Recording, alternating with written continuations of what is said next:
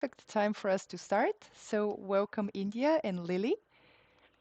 Thank you. We're super happy to be here. I guess we can just get right into it. If I have any sound problems, please just interject and let me know. Can everyone see the presentation okay? Yes. Okay, amazing. There we go. Okay, you can still see it okay, right? Yes, perfect. Great. So, hello everyone. My name is India and I'm a project producer at Paceverso. And I'm here also with my colleague Lily, who is the associate director at Paceverso. And I'm really excited to be doing this presentation for a second time. Last time I did this presentation was for the 4th cohort. And Nicole had invited me to discuss gallery structures after I spoke at Proof of People on a panel discussion that was our marketplaces facing galleries, so that was quite a fun topic. Anyways, a brief kind of intro about myself and my background. I studied history of art at UCL, and then I graduated around the pandemic. Throughout kind of my early career, I did internships always in very traditional art spaces. So at commercial art galleries, such as David's Werner, I did a sales internship. I worked at an auction house called Christie's for some work experience in the 19th century pictures department. I've also done the Peggy Guggenheim internship in Venice for a few months, which was great. And then when I was studying, I tried to kind of be as contemporary as possible with the art that I was studying. And I really fell in love with digital art when I took a post-internet art course. And then I fell into my kind of first proper gallery job. 2 years ago, I started working for an amazing gallery in London called Gazzelli Art House, where I actually was overseeing their digital residency. And I started exploring NFTs and Web3 around January 2021. So in Web3 terms, that's quite a while ago. But yeah, and I've recently moved to New York to join the PACE team, which I'm super, super thrilled about. And I'm so excited to also tell you guys a bit about the program that we're doing here. And yeah, that's a little bit about me.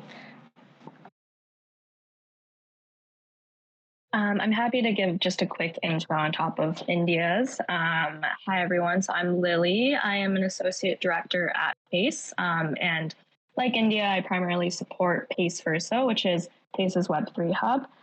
Just a quick background on myself. I went to the University of Michigan for undergrad studying business, spent a few years in management consulting afterwards. And I actually ended up joining PACE originally on their PACE Ventures team, which is essentially Pace's in-house business development engine.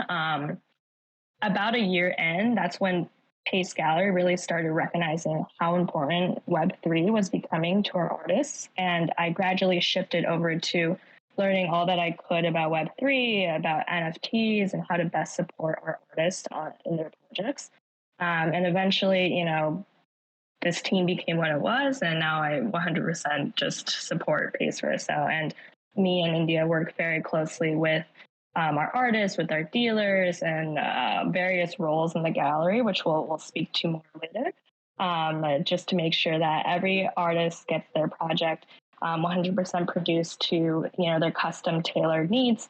And yeah, that's a little bit about myself, and excited to be here today. Super excited. Awesome. So here's kind of what we're going to delve into. And I always like to give a little disclaimer. I'd mentioned this as we had just joined, but gallery structures and a lot of kind of, the way the art world works is a lot of based on opinion and experience. So a lot of kind of what I'll be sharing is specifically based on my experience, my own research, and my own kind of opinion. So you don't need to take everything for Bible, especially as galleries and museums and kind of the art world as we know it is really changing so much through Web3. So yeah, we'll go into the roles of the art gallery within the art world, types of contemporary art galleries, and breaking down kind of artist-gallery relationships, delving into the history of art galleries and how they develop through time, a little bit about PACE and Paceverso, and then, of course, any questions. Okay, so what is a contemporary art gallery? Now, a contemporary art gallery is typically understood as a commercial art gallery, which is operated by an art dealer who specializes in the display and sale of contemporary art. Now, contemporary art galleries can have their specialties, such as digital art or, figurative or anything like that, but there are probably the most, kind of generally speaking, there are the most contemporary art galleries out there. And of course, you've got kind of modern art galleries and more historic art galleries and dealerships that deal much older art. Now, unlike many museums where work is not for sale, as a general rule of thumb, galleries do not charge admission for the public, and this is kind of largely based on this idea to encourage attendance by critics, curators, press, and collectors. Now, many galleries will take a percentage of sale from the artworks that they help facilitate to sell. So prices and percentages, like any kind of storefront sale, are usually negotiated and work together with the artist and the gallery. So we'll get more into that when kind of understanding what artist-gallery relationships usually look like. Okay. Now, here is kind of the art world ecosystem. And very important to note that we all work together and to kind of build an artist's market. Now, kind of basic roles and functions in this little chart here. So a museum, actually the International Council of Museums, released an official definition of what a museum should be considered in 2021, which I think is really interesting. They said a museum is a not-for-profit permanent institution in the service of a society that researches, collects, conserves, interprets, and exhibits tangible and intangible heritage. Open to the public, accessible, and inclusive, museums foster diversity and sustainability. They operate and communicate ethically, professionally, and with participation of communities, offering varied experiences for education, enjoyment, reflection, and knowledge sharing. So that's kind of the overarching of what we understand a museum does. It's really kind of publicly serving its citizens, right? Now, private art galleries, private collections can still be public spaces, but they have their own kind of private agenda.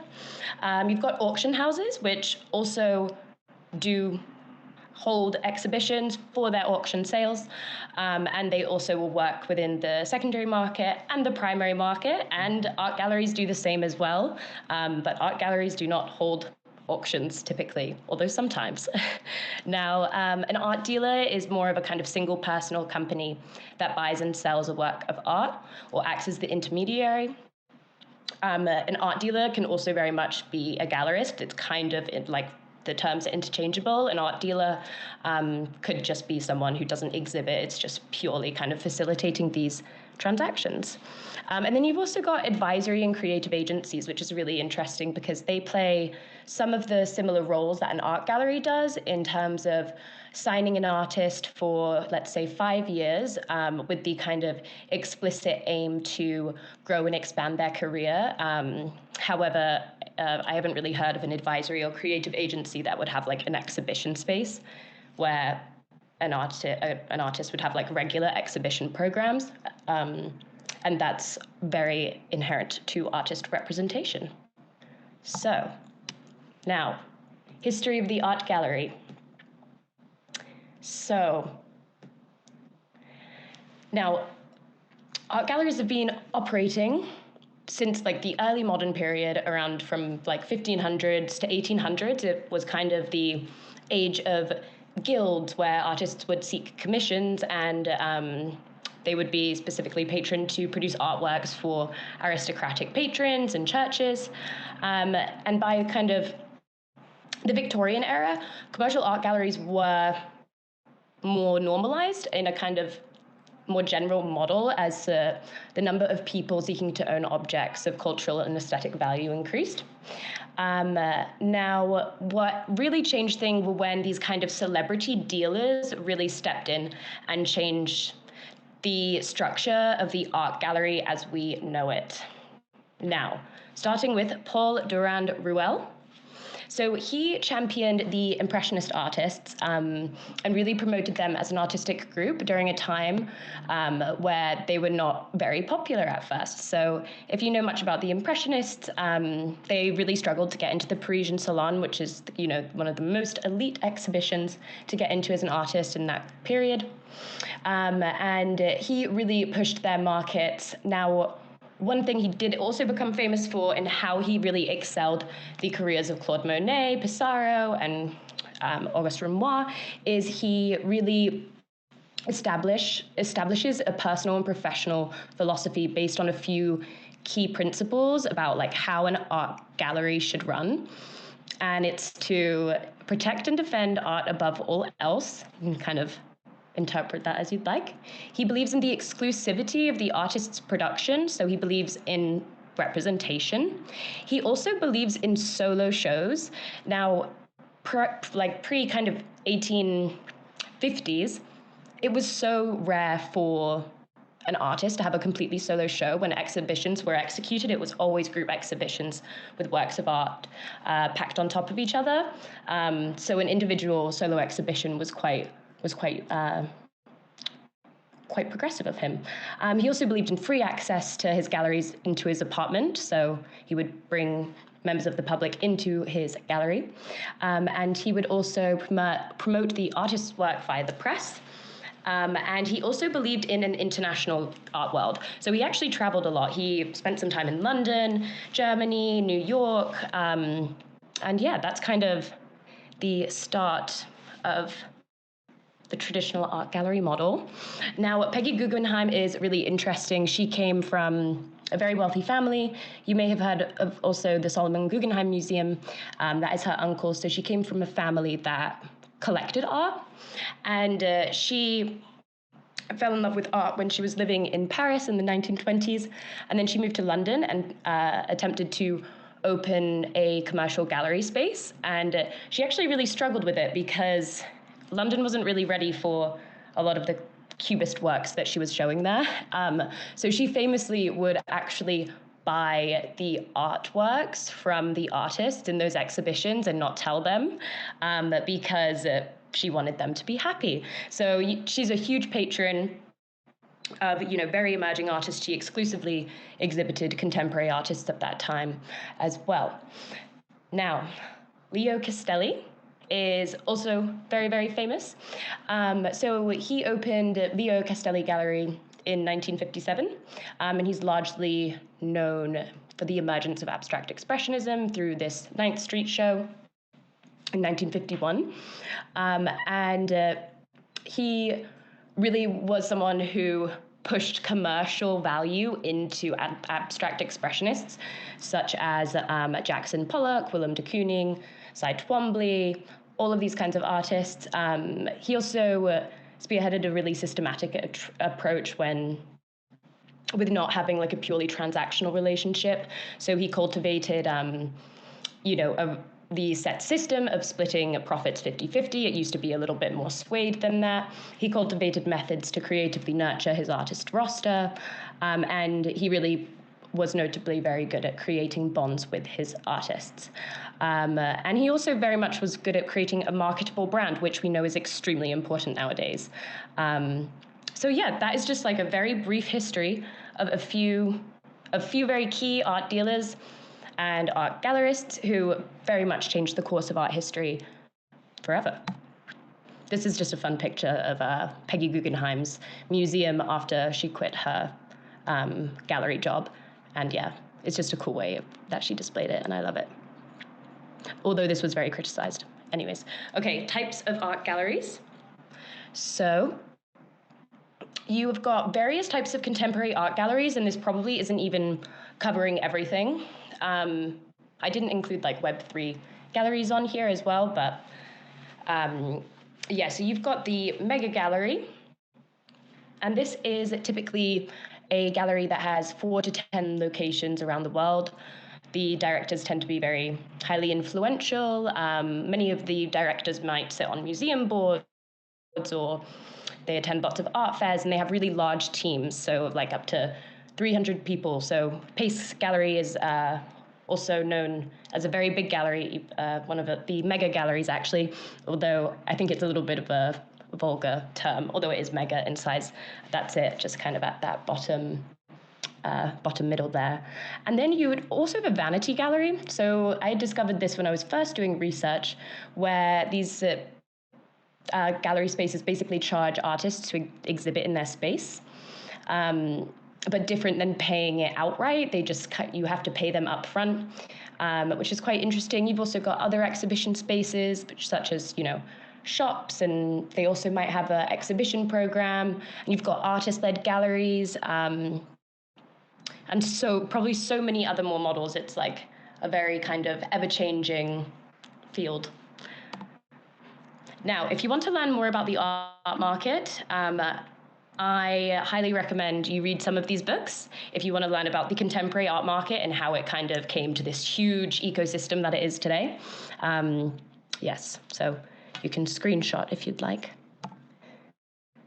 And yeah, so that is my part. Lily, I don't know if you want to jump in. Yes, thank you, India. So I'm going to move a little bit more towards talking about roles in an art gallery, generally like what an art gallery does for an artist, as well as give a little bit of background onto Pace Gallery and then Pace Verso as well. So the slide is pretty simple. I just want to give a little disclaimer that these roles are loosely based on how Pace operates. So every gallery will operate a little bit differently, especially as we go from smaller galleries all the way up to the larger gallery. So a smaller gallery, someone might be a sales director and they might handle comms, communications, they might handle art resources as well, etc. So just going down this list here. So senior leaders generally tend to be the director or the founder that the gallery is named after. So in Pace's case, our founder, Arnie Glimcher, actually named the gallery after his father. At this point now, though, Arnie's son, Mark, is the CEO and essentially the lead of the gallery. Underneath the senior leader, who tends to be a sales director or serve as a sales function, there is a general sales team as well. So in that case, there are more senior sales directors, there are sales associates, sales assistants, and then again, depending on how large the gallery is, there could be a team of, say, 50, which I think is closer to Pace's size, or there might just be a few underneath the sales director. And generally what they do is they cultivate and nurture client relationships. They meet with artists to discuss their goals and upcoming projects. So that could be exhibitions, that could be art fair projects, that could be museum projects. And then they also travel to fairs to meet clients. So after that, we have art resources, and this is generally a pretty broad term, but it can include registrars who handle storage, inventory, tax, and insurance of artworks, shipping, which is a big piece if you have a global aspect to your gallery. So for example, shipping from New York to Hong Kong or to London, just between galleries or for events or art fairs. We also have art handlers who tend to be essentially they're responsible for packing, for unpacking, crating, things like that, making sure the art gets to where it needs to be safely. And another word for that is an art preparador.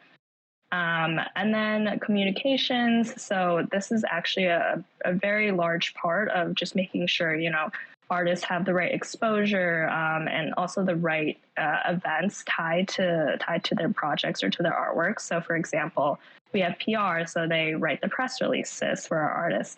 Marketing, imaging to make sure that the right imaging is taken of different artworks. And events as well. So we're seeing in the Pace Verso context more and more IRL events for our artists inside of our Pace Gallery spaces.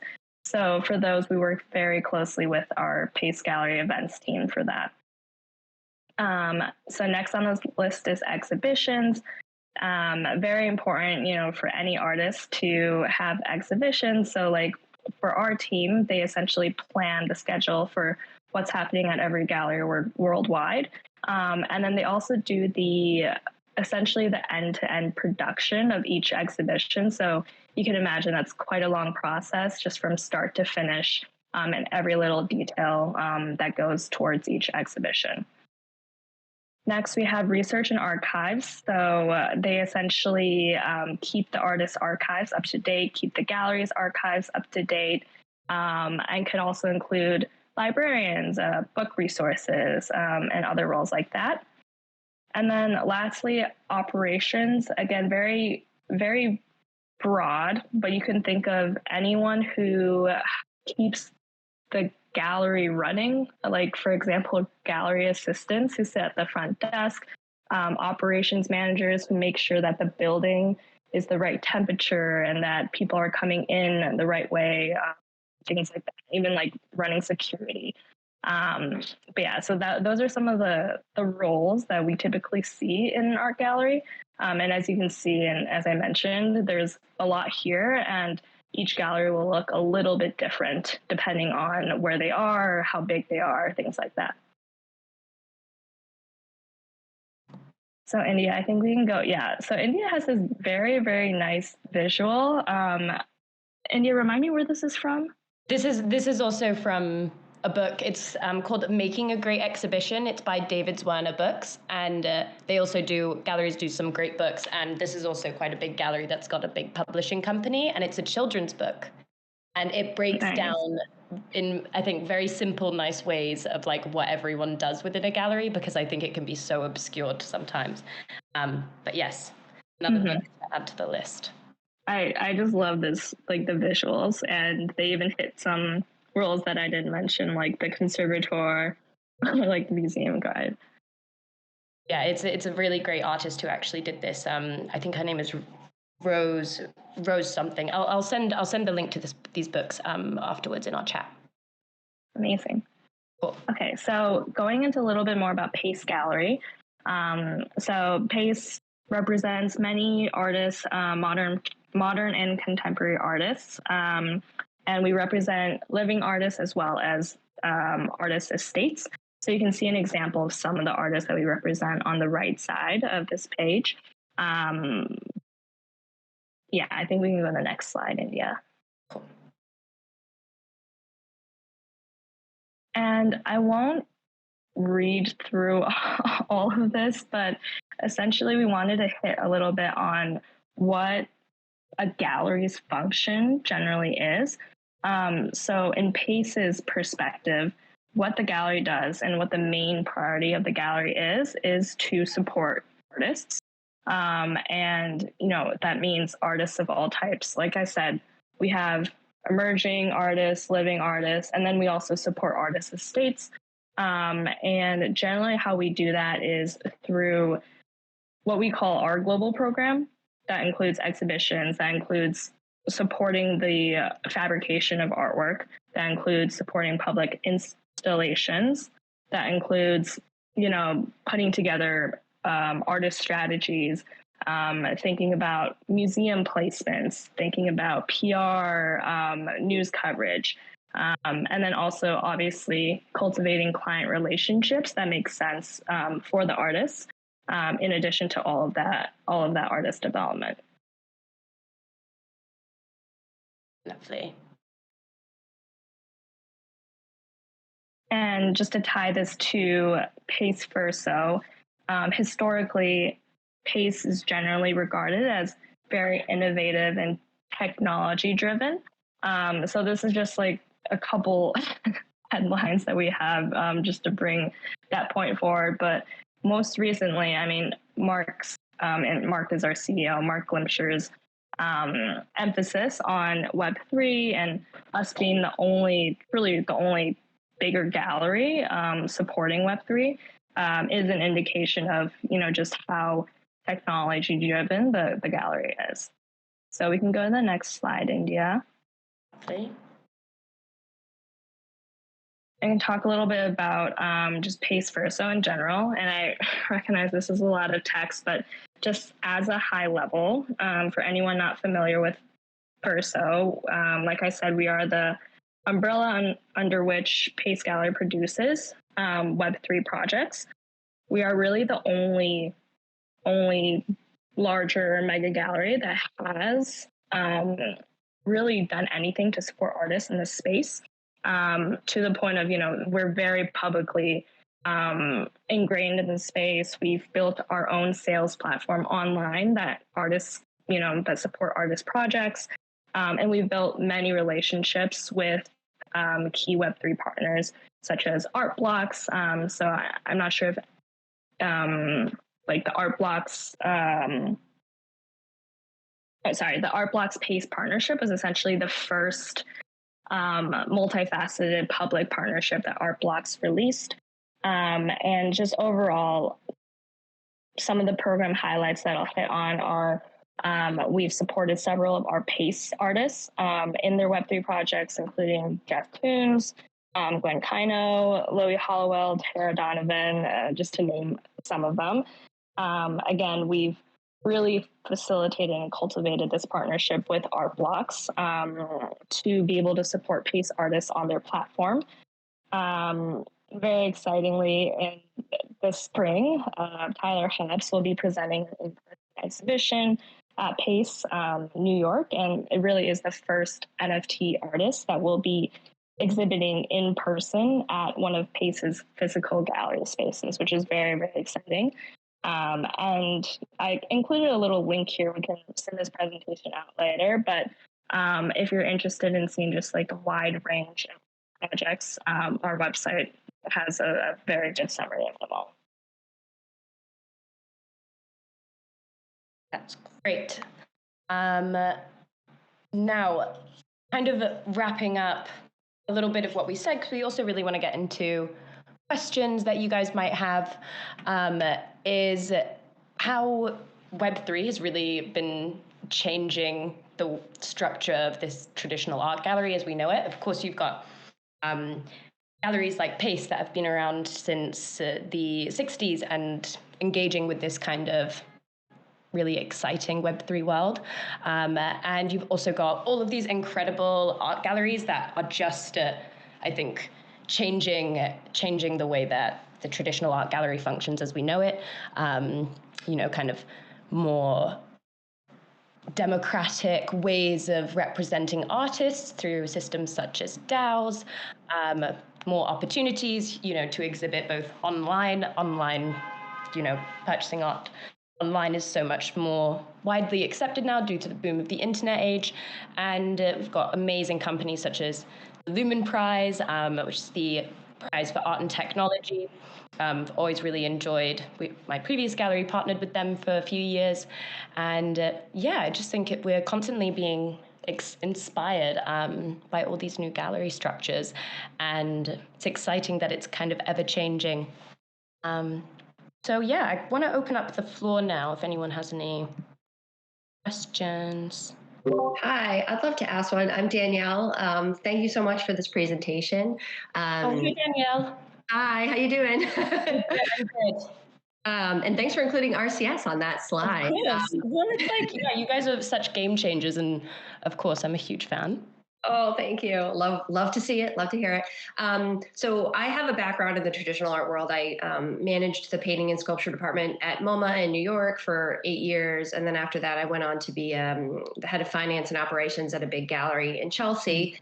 And then I came into this world, which is obviously hugely different. And I'm really excited to see Pace and other sort of traditional art world institutions, coming to see the value of the art that's happening over here. I'm wondering, from your perspective, since I've been away from that world for a bit, how the collectors, the sort of more traditional art world collectors that, Pace may have these relationships with, who've been collecting, paintings and sculptures and drawings from them, how are they reacting to NFTs and to Web3? Like, it can be really, even just the technological barrier to understanding it can be really high. So how have you all, sort of helped onboard folks and explain exactly what all of this stuff is?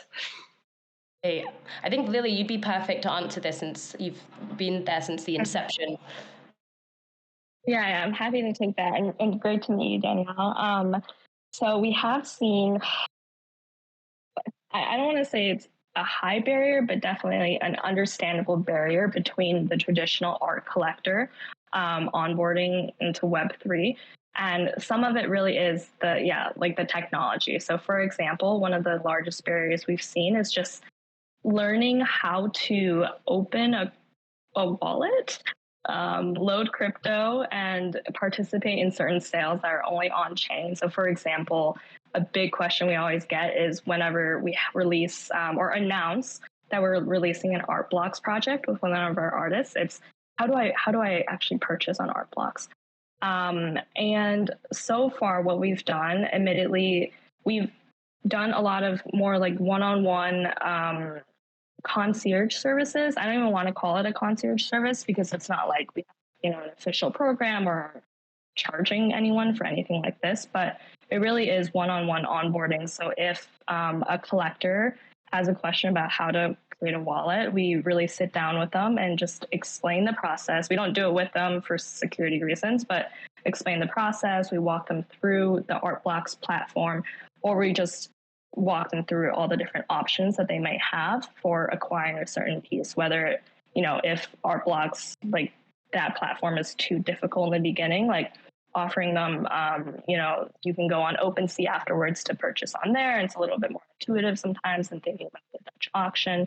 But that's kind of what we've done so far. This year, one of our priorities for 2023 is really to focus on more of that Web3 education for our traditional collectors.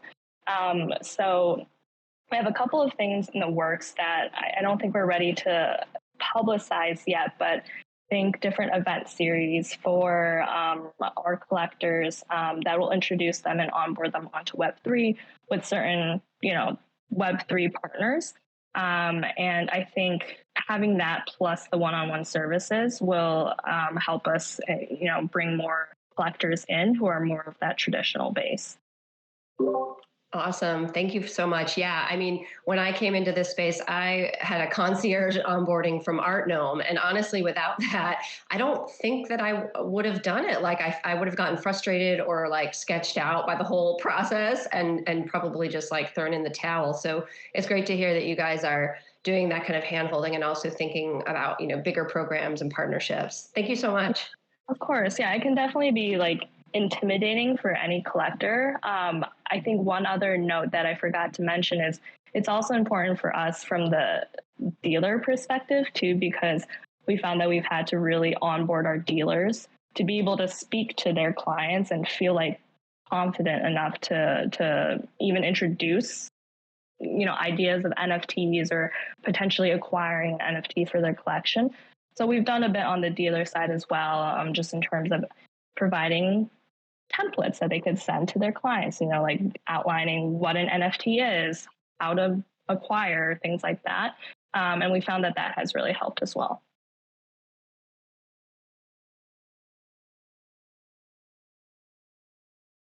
Lovely. Do we have any more? Hi, my name's Christian Book. How are you doing? Hello. I'm just curious to respond to a couple of questions from Helio and Luciana in the chat here, who are very curious about how people like digital artists of our ilk might actually be able to enter into the space of a regular New York gallery. I displayed artwork at a Marianne Boesky gallery about 20 years ago. It was a very glamorous experience, but I'm curious what kinds of thresholds of experience are required for a typical artist, for example, to end up in the stable of artists represented by a place like Pace. Luciana is very curious about how people like us might end up being able to access such support.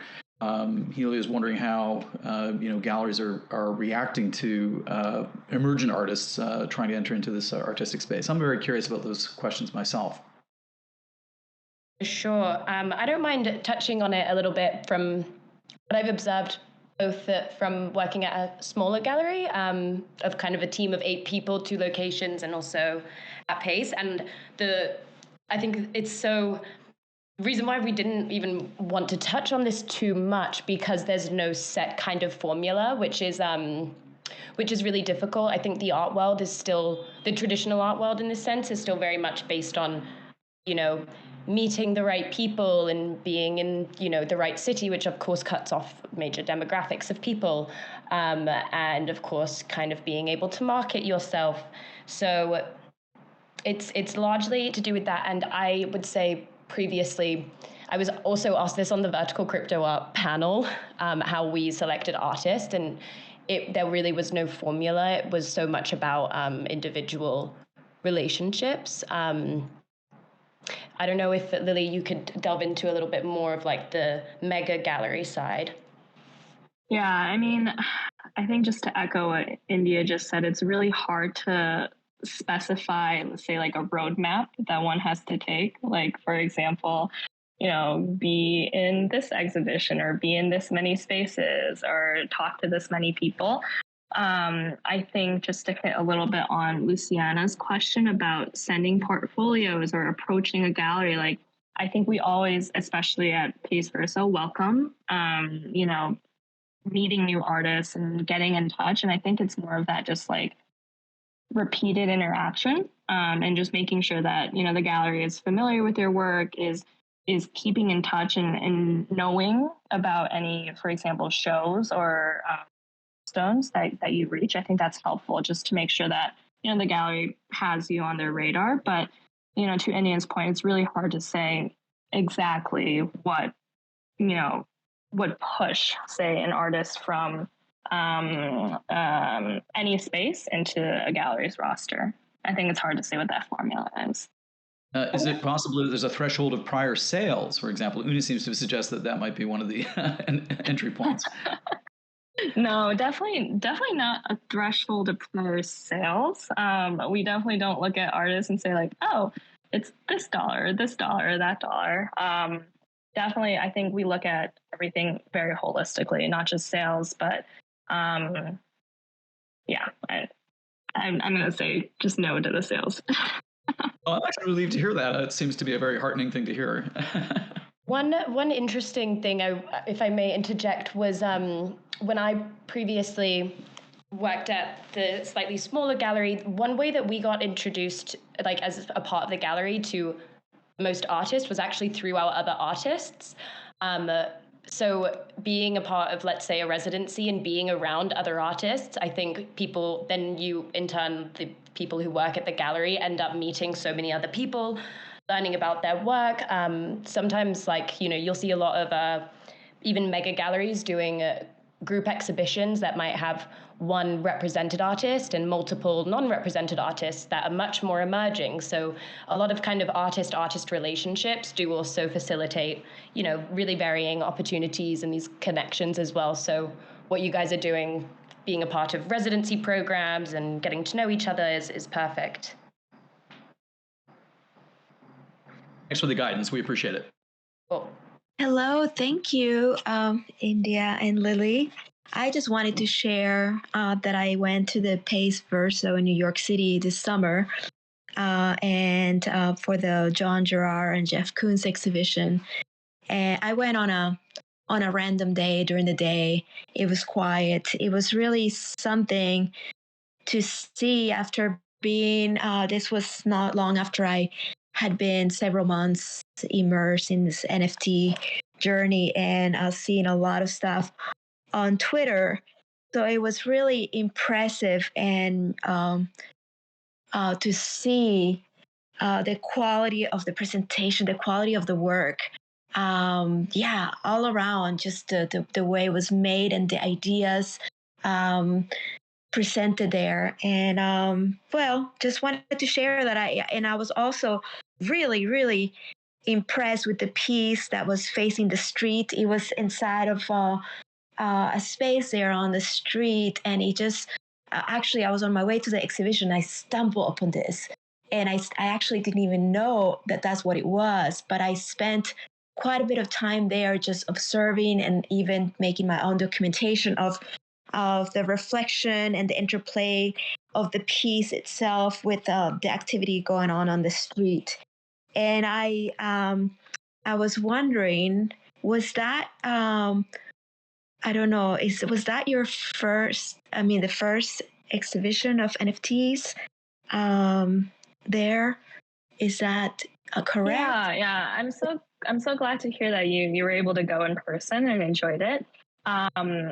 The John Gerard and the Jeff Koons that were up on our 7th floor in our Chelsea gallery, that was actually the first time that we did have an in-person Pace Verso exhibition. And that actually coincided with NFT NYC last year, which was very exciting. I think we're really looking forward to this year, as you know, as I previewed earlier with the Tyler Hobbs in-person exhibition, again in our New York gallery, and then also a couple other opportunities that we're working through. I think it's going to be a really good, introduction into the physical Pace gallery spaces. And just one note on that large LED screen that you mentioned, I think that one was the John Gerard screen, right? It was like the flag. That's actually where, that's actually where the Tyler Hobbs exhibition will be. If you're in town, you should definitely go check it out. Is that for this NFT New York coming up? It will be up during NFT NYC, yes. Yeah. Okay. Yeah, I do want to go to that. Yes. I wanted to know, how did that go? I went on a just random morning. It was very quiet. It was very nice. I spent a lot of time there. I had been to other events in New York. I just looked at a list of stuff and I just went to what I was drawn to. And this was one of the things that I went to. What being the first NFT in your gallery, what was the response? I'm curious. How was the outcome of that? I think it was just a really great moment for the program and for Pace Gallery overall to actually invite people into the space, and really have that mix of people who might have been a little bit more traditionally art collectors as well as the Web3 community. We hosted a very nice reception, like an opening reception as well during the event. And I think it was more so like just a nice milestone for the gallery and for the people involved. Yeah. Thank you. I'm feeling very connected to you guys through this experience. Thank you. Thank you for being here. I'm glad. And please let us know if you're in town for the March or the April shows. Yeah, I want to try to make it. It's in my mind. Yeah, I will. I'll be in touch. Amazing.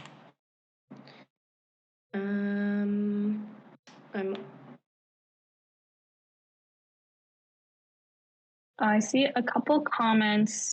Let's see about what shows we're looking forward to, also the dates for the shows. Let me find, we should have an article. Tyler Hobbs exhibition opens on March 30th. If that is what you guys are interested in. And yeah, we can definitely send some links. It's also on our... Oh, you guys should also join the Pace Verso Discord. Because that's where we also post all community updates. That's all very much like Web3 related, as well as gallery events internationally. So a great way to stay up to date. So I just sent through a link for the Tyler Hobbs exhibition. It's, like India said, March 30th, and it runs until April 22nd.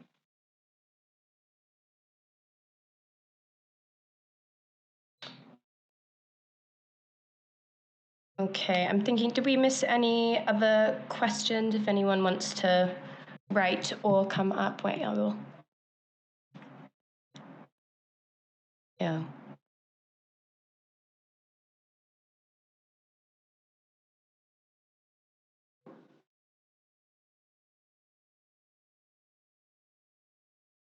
I guess I have one other question.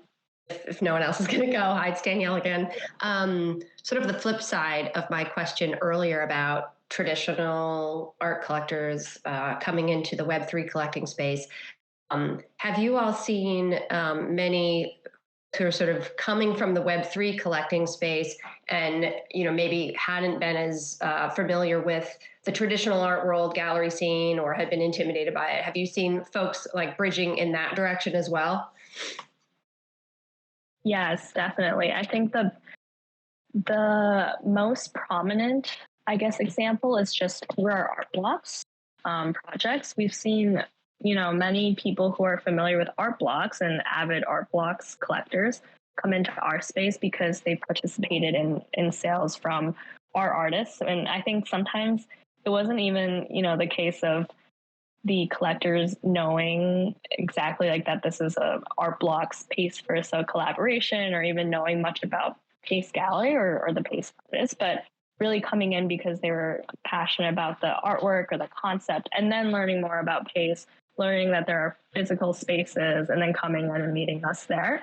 So that, I think that's the most prominent example. And we really, prioritize making space in our physical spaces and creating moments to be able to make those connections with the Web3 collectors who are coming forward. So, for example, we've hosted a couple meetups around, say, like Consensus in Austin, or around some of the fairs like Basel, Miami Beach, specifically for blocks collectors.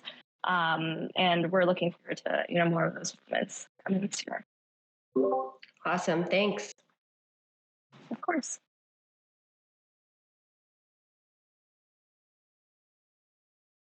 Lovely. Well, this was so much fun, and I'm so happy that we were able to do this and also share with you guys a little bit about what Pace is doing. And yeah, we really want to stay connected with everyone, so please do join the Discord, and always don't hesitate to reach out to me or Lily on Twitter if you ever have any questions that you just kind of like to sidebar, and we'll give the best of our advice. Oh, Lily, could you drop your Twitter handle in the chat? I have yours, India. I don't think I have yours. I'll write mine. Yes, and also, where are you guys located? I don't know if you mentioned that. Are you in New York? Yeah, we're both in New York. Oh, okay. So we might meet. We might be meeting. Amazing. Thank you. Love that. Okay, Boya. Fabulous. Thank you so much, guys, for sharing the time and that information with us. And wishing everyone a lovely rest of your day, or evening, or morning, wherever in the world you are. Keep creating your amazing art. Thank you, India and Lily, and hope to speak to you soon. And also, guys, one thing I didn't say at the beginning was huge congrats for being a part of this residency. I absolutely love everything Vertical Crypto Art does. You guys are all incredible for getting here. And yeah, amazing. Best of luck to everyone. Thank you so much. Thanks, Lily. Thank you, everyone. Thank you. Goodbye. Thank you so much.